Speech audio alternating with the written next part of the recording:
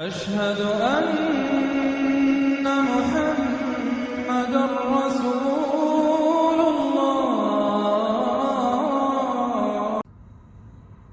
तो मेरे प्यारे प्यारे बिरादरान हिंदुस्तान के लोगों, हिंदुस्तान के पुलिस, हिंदुस्तान की फ़ौज, हिंदुस्तान के इंटेलिजेंट, CID, CBI, LED और जो भी इंटेलिजेंट है, CBI वगैरह, जो भी इंटेलिजेंट है, जो भी डिपार्टमेंट है, और तमाम किस्म के मिनिस्टरों को कहना चाहता हूँ, किसी भी पार्टी से आप हो, अगर आप अपने देश हिंदुस्तान से प्यार करते हो और चाहते हो कि हिंदुस्तान में आप लोग सब सही सलामत रहो, तो आपको सबसे पहले आपको समझना पड़ेगा और अपने देश को बचाना पड़ेगा। और ये जो लोग पैसे लेकर काम कर रहे हैं देश में, हिंदू मुसलमान, इनको बहुत सख्ती से रोकना पड़ेगा तुम्हें, क्योंकि अगर आप नहीं रोकोगे तो बाद में आपको कुछ कहने का मौका नहीं मिलेगा। आप अपना हक खो देते हो, फिर आपको कोई हक नहीं कि मुसलमानों को कोई किसी किस्म का जिम्मेदार ठहराओ, मुसलमानों को ये कहो कि मुसलमानों तुम हिंदुस्तान के मुसलमान हो, देश के गद्दार हो, तुमने ऐसा क्यों किया, तुम मुसलमानों तुमने किसी हिंदुस्तान में रहकर हिंदुस्तान को कोई नुकसान पहुंचाया तो क्यों ऐसा किया।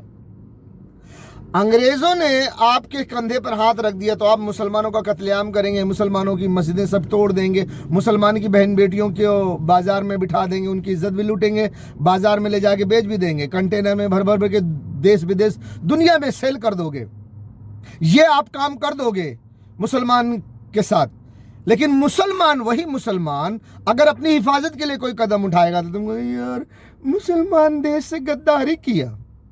हाँ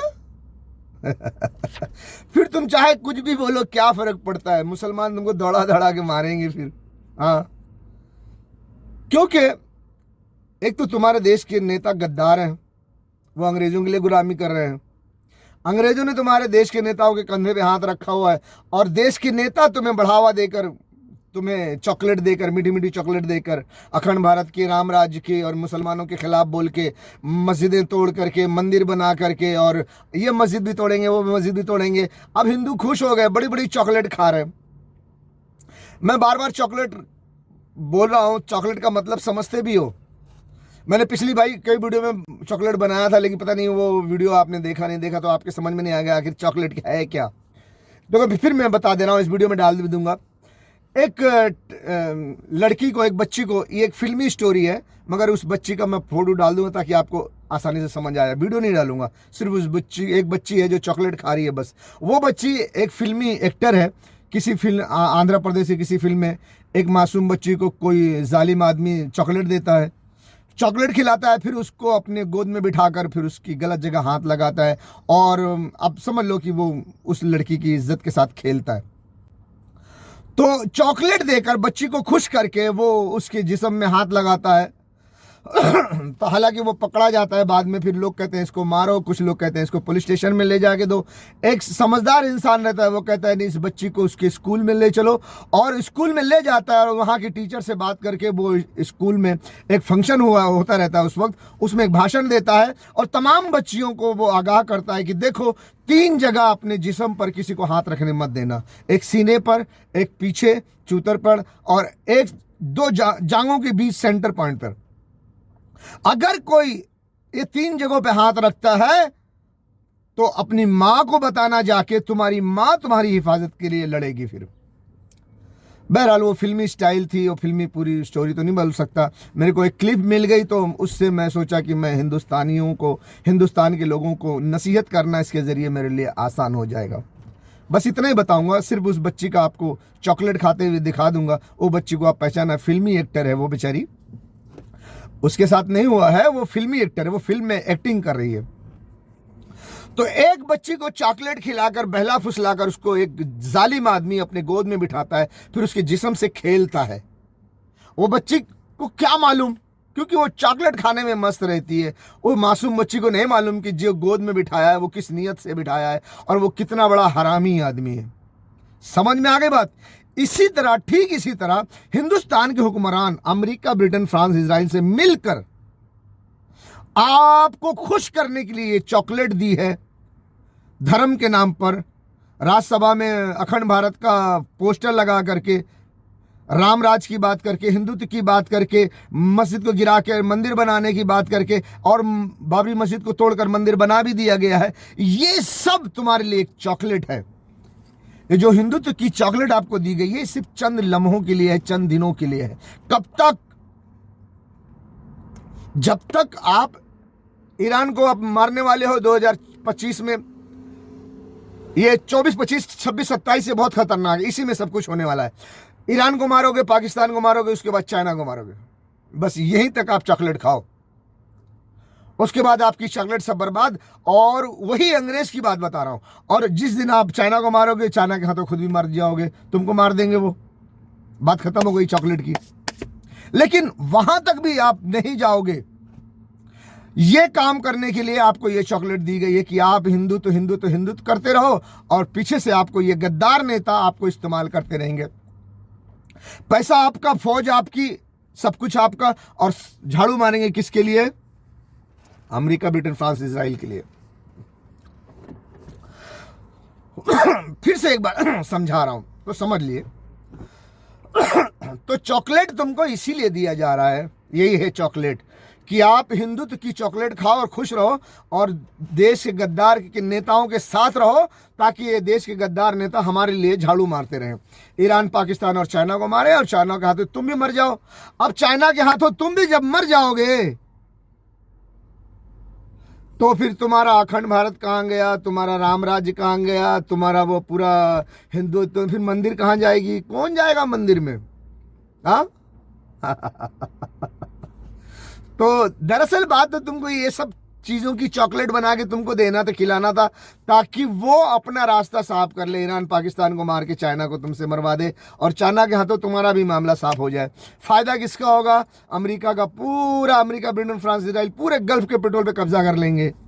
लेकिन वो पहले बता चुका हूं कि वो कांटे में फंसने वाले हैं, वैसे तुम भी कांटे में फंसने वाले हो। 2024-25 में जब भी, 24 के लास्ट में या 25 के स्टार्ट में जब भी आप पाकिस्तान पे हमला करने जाओगे, आपको मुंहतोड़ जवाब मिलेगा। मुंहतोड़ जवाब मिलेगा, वो बहुत बड़ी जंग होगी, और वही जंग को गज़वा हिंद कहा जाएगा। गज़वा हिंद। फिर क्या होगा? गज़वा हिंद में आप मारे जाओगे, आपका पूरा सब कुछ चला जाएगा। हाँ तब सोचोगे यार, ये जो हुकूमत दी थी हमें चॉकलेट, वो तो हमें गुमराह करने के लिए चॉकलेट दी थी।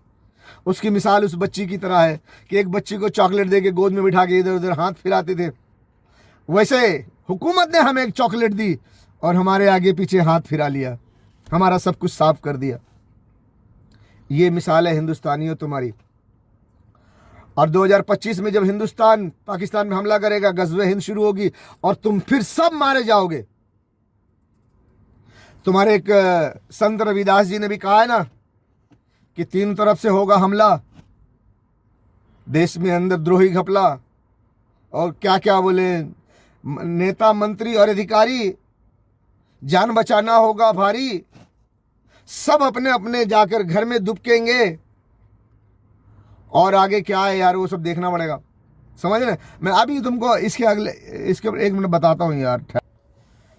हाँ तो हिंदू भाइयों, ये मैं आपको संत रविदास जी की कविता आपको पढ़ के सुना देता हूँ, और मैंने फेसबुक में भी डाला हुआ है, आप वीडियो भी बनाकर और इमेज भी आप ले लीजिए, इंटरनेट पे सर्च कर लीजिए, उसमें भी आपको मिल जाएगा। संत रविदास जी ने लिखा हुआ है, बीच का खास चीज पढ़ता हूं मैं। सभी तरफ कोहराम मचेगा, कैसे हिंदुस्तान बचेगा, नेता मंत्री और अधिकारी, जान बचाना होगा भारी, छोड़ सब मैदान भागेंगे, सब अपने अपने घर दुबकेंगे। जिन जिन भारत मात सताई, जिसने इसकी करी लुटाई, ढूंढ ढूंढ कर बदला लेगा। हाँ, ढूंढ ढूंढ कर बदला लेगा, सब हिसाब चुकता कर देगा। भाइयों, जितना भी हिसाब किताब है ना, सब चुकता हो जाएगा। आप मस्जिद पे लिखो जय श्री राम, या बाबरी मस्जिद का फोटो लगा के जलाओ, या मुसलमान बुर्के वाली औरतों को छेड़ो, उनके साथ बदतमीजी करो, जबरदस्ती रेप करो, मारो पीटो, कुछ भी करो, ये सारा हिसाब किताब चुकता हो जाएगा। किसने लिखा है? संत रविदास जी ने लिखा हुआ है। और आज नहीं, तकरीबन कम से कम 300-400 साल तो हो गए, 300-350 साल पहले लिखा हुआ है और इसी दौर के लिए लिखा हुआ है। अरे ये भविष्यवाणी के बारे में जब मैं बात करूंगा, आपको वीडियो बनाऊंगा कि भारत के बारे में भविष्यवाणी क्या है, तो मैं बताऊंगा ये सारी बातें कि भविष्यवाणी और प्रेडिक्शन की अहमियत क्या होती है और किस ज़माने में भविष्यवाणी की जाती है और किस ज़माने में वो सही साबित होती है और उसका अर्थ मतलब और वो उसकी अहमियत क्या होती है, ज़रूरत क्या होती है भविष्यवाणी कई सौ साल पहले देने की, तो मैं बाद में बताऊंगा। बहरहाल, ढूंढ ढूंढ कर बदला लेगा, सब हिसाब चुकता कर देगा, चीन अरब की धुरी बनेगी, विध्वंसक ताकत उभरेगी, सभी तरफ संगीन लड़ाई। तो चीन अरब की धुरी बनेगी, यानी कि चीन और मुसलमानों की एक टीम बनेगी। तो अभी आपकी भविष्य मालिका में भी एक पंडित बताता है कि उसमें है कि 2024 से लेकर 2027 में चाइना 13 मुसलमानों के मुल्क को लेकर के हिंदुस्तान पे हमला करेगा। दोस्तों, 2024 से लेकर 2027 तक और उसके बाद किस प्रकार की रहस्यमयी भविष्यवाणियां इस भारत देश में सिद्ध होने वाली हैं, जिसकी वजह से भारत को इतना नुकसान पहुंचेगा जिसकी कोई कल्पना भी नहीं कर सकता। मानव जाति का 1/3 हिस्सा तो खत्म होगा ही, साथ ही भारत की अर्थव्यवस्था भी इतनी नीचे गिर जाएगी जिसकी वजह से चीन 13 देशों के साथ मिलकर भारत पर आक्रमण कर देगा। हम पंच सखाओं की उन प्राचीन काल की भविष्यवाणियों के विषय में चर्चा करने वाले हैं, जिनको श्री अच्युतानंद महाराज जी ने चारों सखाओं के साथ मिलकर ताड़ के पत्तों पर लिखा था। दोस्तों, जैसे 2024 से लेकर 2027 के बीच में और उसके बाद भी भारत पर अनेकों प्रकार के संकट आने के प्रबल संकेत मिल रहे हैं, जिसके कारण मानव जाति को भारी संख्या में नुकसान पहुंचेगा और देश की अर्थव्यवस्था बहुत नीचे गिर जाएगी। और तब समय आएगा जब चीन अन्य देशों के साथ मिलकर भारत पर आक्रमण कर देगा। दोस्तों, विश्वास से माना जा रहा है कि 2024 से लेकर 2027 तक ये भविष्यवाणी सिद्ध साबित होने वाली है। अब बात करते हैं अगले पॉइंट की। गुरुदेव बताते हैं कि 2024 से लेकर 2027 में जब भारत में युद्ध चल रहा होगा, तब ऐसी भयानक समस्या उत्पन्न होगी जिसकी वजह से बड़े बड़े करोड़पति लोग रास्ते पर आ जाएंगे, क्योंकि तब देश के हालात इतने बदतर होंगे जिसके कारण सरकार सभी लोगों के बैंक अकाउंट्स को सील कर देगी। जब युद्ध चल रहे होंगे, भारत की अर्थव्यवस्था इतनी नीचे गिर जाएगी कि लोग भूखमरी का शिकार होंगे, पीने को पानी भी नसीब नहीं होगा। उस समय सरकार हम लोगों का पैसा ही हमारे लिए इस्तेमाल करेगी। दोस्तों, आपके भविष्य मालिका में लिखा हुआ है और वही बात ये संत रविदास जी ने कहा है। और भविष्य मालिका में तो तारीख भी पंडित जी ने बता दिया है कि 24 से 27 तक। अब मैं भी आपको ये बता रहा हूं कि 24 में लास्ट में और 25 के स्टार्ट में जब पूरे गल्फ को अमेरिका, ब्रिटेन, फ्रांस, इजराइल जब घेर लेंगे, लेकिन हमला नहीं करेंगे, मैं बार बार बोल रहा हूं, चारों तरफ से अरब को घेर लेंगे, अपनी ताकत की मुट्ठी में कर लेंगे, लेकिन हमला नहीं करेंगे। क्यों हमला नहीं करेंगे? क्योंकि अभी ईरान, अभी पाकिस्तान जिंदा है। सऊदी अरब, इमारात, बहरीन, कुवैत, ये सब पेट्रोल पर कब्जा करना इतना आसान नहीं है। पूरे गल्फ को कब्जा घेर लेंगे चारों तरफ से, अपनी ताकत, अपनी फौज, अपने वारशिप, अपने एयरक्राफ्ट कैरियर सब ला लेंगे, लेकिन हमला नहीं करेंगे। हमला छुटपुट करेंगे किसको? छोटे छोटे को। इधर जैसे अभी यमन पे कर रहे हैं, हूती पे कर रहे हैं, ऐसा पूरा अचानक पूरे मुल्क पे हमला करके कब्जा नहीं करेंगे जब तक कि ईरान पाकिस्तान को मरवाने के लिए हिंदुस्तान को न इस्तेमाल करने। और वो हिंदुस्तान को इस्तेमाल करेंगे इसी 24 के लास्ट में और 25 के फर्स्ट में या 25 में। यानी डेट तो नहीं लिखी है, ना मैं भी बोलता हूं, मैं भी नहीं बोलता, मैं भी यही कहता हूं कि 24 से 25, 26, 27 के अंदर। और यही बात तुम्हारे भविष्य मालिका में लिखी हुई है और यही बात तकरीबन तारीख के बगैर संत रविदास जी कह रहे हैं। चीन अरब की बनेगी धुरी बनेगी, चीन अरब की धुरी बनेगी। हिंदुओं समझ लो, यानी 24 से 25 में जब हिंदुस्तान के गद्दार नेता अमेरिका, ब्रिटेन, फ्रांस, इजराइल के कहने पर पाकिस्तान पे हमला करेंगे और ईरान में 2 न्यूक्लियर मिसाइल मारने की कोशिश करेंगे, इसलिए कि वो ईरान पाकिस्तान को मारकर अपना रास्ता साफ कर लें और पूरे गल्फ के पेट्रोल पे फिर आसानी से कब्जा कर लेंगे। फिर अमेरिका का जवाब देने वाला कौन होगा? फिर कोई नहीं। ये रास्ता साफ करने के लिए जब हिंदुस्तान जाएगा, पाकिस्तान पे हमला करेगा, तो यही है कांटा, इसी में हिंदुस्तान फंस जाएगा, क्योंकि यही जंग गज़वे हिंद होगी। मुसलमान के साथ साथ, पाकिस्तान के साथ साथ चाइना भी खड़ा होगा। चाइना भी खड़ा होगा, जो आपकी हिंदुस्तान की हिंदू किताब में, भविष्य मालिका में लिखा हुआ है। और यही संत रविदास जी ने भी कहा है। संत रविदास जी ने कहा चीन अरब की धुरी बनेगी। चीन अरब, अरब यानी मुसलमान, चाइना मुसलमानों से अपना एक बनाएगा और हिंदुस्तान पे हमला करेगा। यही भविष्य मालिका में लिखा हुआ है कि चाइना 13 मुल्क को लेकर हिंदुस्तान पे हमला करेगा। खुल गई बात ना पूरा। ये सब बातें अलग है, भविष्य मालिका अलग लिखी गई है, संत रविदास जी की कविता अलग लिखी गई है। 300-400 साल के बाद आज वो दिन आ रहा है। आप अगर भविष्य काल कहते हैं ना, प्रेजेंट टेंस को देख लो, अगर अभी से कुछ दिखाई देगा आपको। पूरे अरब को अमेरिका घेर रहा है, गजा पे हमला करके। एक बहाना है, मैं गजा वाले को मारूंगा तो कोई ना कुछ बोलेगा, भाई तू क्यों बोला, मैं तुझको भी मारूंगा। फिर उसको जो मारेगा वो कोई और बोलेगा, और तू क्यों बोला, मैं तुझको भी मारूंगा। फिर वो बोलेगा तो कोई और बोलेगा, उसको मारेंगे तो फिर कोई और बोलेगा, बोले तू क्यों बोला, मैं तुझको भी मारूंगा। यानी एक के बाद है ही यही ना मसला। प्लानिंग यही है, पूरे गल्फ के कब्जा करना। अब पूरे गल्फ पे कब्जा कर नहीं सकते जब तक के ईरान पाकिस्तान को मार न ले, उसके लिए हिंदुस्तान को जब तक इस्तेमाल न कर ले। यही है कांटा। यहीं पर सारे लोग फंसने वाले हैं, हिंदुस्तान भी और अमेरिका, ब्रिटेन, फ्रांस, इजराइल भी। देखो, मकर मकर अल्लाह अल्लाह खैरुल माकिरीन। जब तक ईरान पाकिस्तान को ना मार ले, जब तक पूरे गल्फ पे कब्जा नहीं कर सकते, नहीं कर सकते, नहीं कर सकते। और जब पाकिस्तान को मारने जाओगे तो वही कांटे में फंस जाओगे। हिंदुस्तान के मेरे हिंदू भाइयों, तुमको समझा रहा हूं, यही बात भविष्य मालिका में भी लिखा हुआ है। एक पंडित वीडियो दिखा रहा है, मैं उसमें दिखा दूंगा, और ये संत रविदास जी की कविता भी इसी में तुमको दिखा दूंगा, थोड़ा सा पढ़ लेना। चीन अरब की दूरी बनेगी, विध्वंसक ताकत उभरेगी। विध्वंसक यानी हिंदुस्तान को अच्छी तरह से कूटेंगे। फौजी जवान आप मारे जाओगे, आपकी बीवियां बेवा हो जाएंगी, आपके बच्चे यतीम हो जाएंगे, आपके बूढ़े माँ बाप बेसहारा हो जाएंगे। ये अंग्रेजों के गुलाम हुक्मरान क्या देंगे आपको? और आप ये सब क्यों करोगे भैया? क्यों भैया? क्योंकि यार तुम्हारा रिश्तेदार अमेरिका है ना, अमेरिका, ब्रिटेन, फ्रांस, इजराइल, वो पूरे गल्फ के दौलत पे कब्जा कर लेंगे ना, खुश हो जाएंगे वो, और तुम मरोगे। क्या कुर्बानी है यार, क्या कुर्बानी है। वाह वाह वाह वाह वाह वाह। बात समझ में आ रही नहीं आ रही है? यार मैं तुम्हें कितना समझाऊं।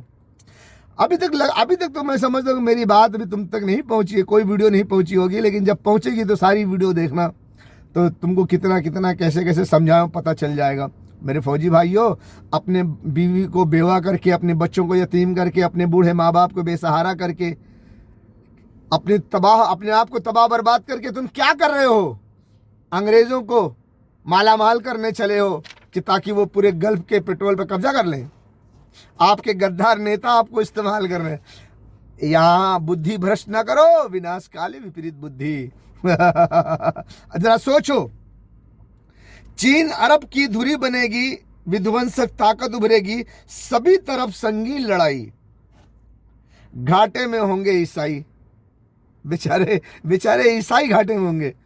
अब इससे आगे नहीं जाऊंगा क्योंकि मेरी जरूरत नहीं है वहां तक जाने। मेरा मतलब है सिर्फ हिंदुस्तान को नसीहत करना, उसके बाद कौन क्या क्या हो जाएगा वो मेरा मतलब नहीं है। मेरा मतलब है हिंदुस्तान को मैं किसी तरह समझाऊं कि उसका नुकसान ना हो, और हम सब सारे हिंदुस्तानी, हिंदू, मुस्लिम, सिख, ईसाई, जो भी हिंदुस्तान है, ये पूरा आपस में प्यार मोहब्बत से रहे, अंग्रेजों की साजिश से आगाह हो जाए। ईसाई नुकसान में रहेंगे बेचारे, क्योंकि अमेरिका पूरा क्रिश्चियन है, उसके आसपास का जर्मनी है वो सब क्रिश्चियन है, यूरोप में ज़्यादा क्रिश्चियन कंट्री है, लेकिन इसके बावजूद भी वो क्रिश्चियनिटी के लिए नहीं लड़ रहे हैं, वो इल्यूमिनेटी खुफिया एजेंसी के लिए लड़ रहे हैं, अधर्म के लिए, सारी दुनिया में वन वर्ल्ड गवर्नमेंट को लागू करने के लिए। और वन वर्ल्ड गवर्नमेंट ना तो यहूदी का मजहब इसको पसंद करता है, ना तो क्रिश्चियन का मजहब इसको पसंद करता है, दोनों के मजहब के खिलाफ है ये, क्योंकि वन वर्ल्ड ऑर्डर जो है ना वो दुनिया के धर्म को कुचल देना है और दुनिया में शैतानी धर्म लागू करना है। कोई भी औरत किसी मर्द से सेक्स करे और कोई भी मर्द किसी औरत के साथ जाए, कोई औरत किसी मर्द के साथ जाए, नो फैमिली, नो शादी ब्याह, जानवरों की तरह रहो। और सारी खूबसूरत औरतें उन अमीरों के बिस्तर पे रहेंगी जो हुकूमत में है, पैसे वाले हैं, और सारे गरीब जो हैं वो वन वर्ल्ड गवर्नमेंट के तहत सारे गरीब जो हैं वो लेबर कैंप में रहें, एक रूम में 4 आदमी, 5 आदमी, 6 आदमी, और नौकरी करें, जो तनख्वाह मिले उसमें गुजारा करें। बस जवानी का नशा चढ़े तो जाके बाजार में कोई भी औरत के साथ जाके सोहबत करें, शादी वादी करके एक फैमिली की इज्जतदार फैमिली बनकर इज्जतदार जिंदगी जीने की ज़रूरत नहीं है, सब अधर्म का काम करें। समझ में आएगी आज भाइयों मेरे? तो मेरे दोस्तों, अब हम आपको अगली बात समझाएंगे वीडियो नंबर 7 में, ठीक है? ये वीडियो नंबर 6, वीडियो नंबर 7 में आपको समझाएंगे। देखते रहिए, बने रहिए और कुछ ज्ञान की बात सीखिए और मुल्क को बचाइए और अंग्रेज़ों के साजिश से